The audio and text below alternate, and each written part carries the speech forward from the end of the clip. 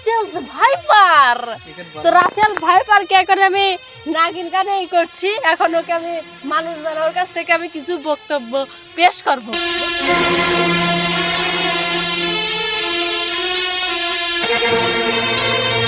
আপনারা দেখতে পাচ্ছেন আমি ওকে মানুষ বানিয়ে ফেলেছি।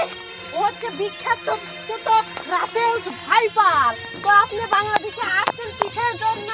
বাংলাদেশি মানুষকে মারার জন্য। বাংলাদেশের মানুষ আপনাকে কি ক্ষতি করছে? বাংলাদেশের মানুষ হলে আপনি কি ক্ষতি করছে যে আপনি বাংলাদেশের মানুষকে কামড়াতে আসছেন? ছেলে মেরে গাছে বেরোচ্ছে। এ আবার কেমন কথা বললেন? মানে গাছে বের করে গাড়ি চালায়।